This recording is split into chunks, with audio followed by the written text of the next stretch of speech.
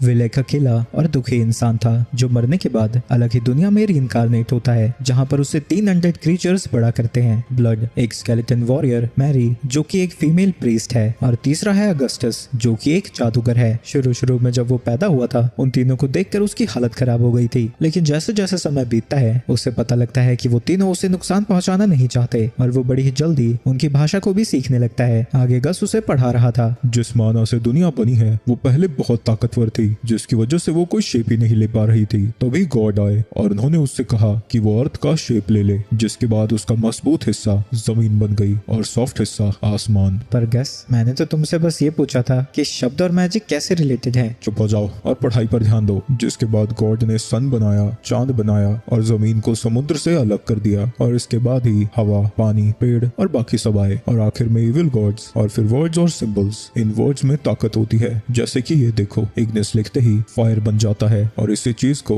हम मैजिक कहते हैं। जहाँ गस उसके ग्रैंडफादर की तरह था, मैरी उसकी मॉम की तरह है, जो कि बहुत समय बाद उसे पहली बार टेंपल के बाहर लेकर जाती है। और विल को लगता है कि ये गॉड का इशारा है, वो चाहते हैं कि वो एक अच्छी जिंदगी जिए और पिछली बार की तरह कुड़ी के पीछे जिंदगी ना बर्बाद करे। सुन रहे हो लॉन्डो, समझ जाओ पहले ही। वहीं तीसरा है ब्लड, स्केलेटन वॉरियर, और विल के बापू की तरह, जो कि उसे एक वॉरियर बनने की ट्रेनिंग भी देता है। विल 3 साल की उम्र में ही पढ़ना लिखना सीख चुका है, जो देखकर गस को लगता है कि वो भी उसकी तरह एक जीनियस होगा। विल अपने नए परिवार के साथ बहुत खुश है, लेकिन वो लोग उससे कुछ सीक्रेट्स भी रखते हैं, जैसे कि ये खाना कहाँ से आता है, वो तीनों सिर्फ यहीं पर क्यों रहते हैं, और उसके अलावा यहाँ पर कोई इंसान क्यों नहीं है, और सबसे बड़ा सीक्रेट कि ये लोग अनडेड क्यों हैं। लेकिन वो उनसे ये सवाल नहीं कर सकता, क्योंकि उसके पास भी एक सीक्रेट है कि उसे अपनी पिछली लाइफ की मेमोरीज याद हैं। कई सालों की ट्रेनिंग के बाद गस और ब्लड उससे कहते हैं कि वो असली कॉम्बैट ट्रेनिंग के लिए रेडी है, और ब्लड उसके ऊपर अटैक कर देता है, लेकिन विल इतना तेज था कि वो उसके अटैक को डॉज कर लेता है। ब्लड उसका पीछा करने लगता है, लेकिन विल एक्सेलरेशन स्पेल का यूज करके उससे बच जाता है और जमीन पर थोड़ा सा पानी ले आता है, जिसकी वजह से ब्लड नीचे गिर जाता है। और विल अपने अगले स्पेल का यूज करके उसे जाल में बांधने की कोशिश करता है, लेकिन ब्लड एक लकड़ी फेंक कर उससे आजाद हो जाता है और अपने अगले अटैक से विल की तलवार को उसके हाथ से नीचे गिरा देता है। ये देखकर गस कहता है, तुम जब इसे यहाँ पर लेकर आए थे मुझे लगा था इसे ट्रेन करने के बाद ये हमारे काम आएगा, पर लगता है ये बातें यहाँ क्यों बोल रहे हो तुम, सोच के नहीं बोल सकते। जिसके बाद गस विल से माफी मांगता है। इसके बाद ब्लड और विल जंगल में घूम रहे थे और वो विल से कहता है कि वो गस की बात का बुरा ना माने, वो बस बिना सोचे कुछ भी बोल देता है, और कुछ चीजें हैं जो वो उसे अभी नहीं बता सकते। वही मैरी विल को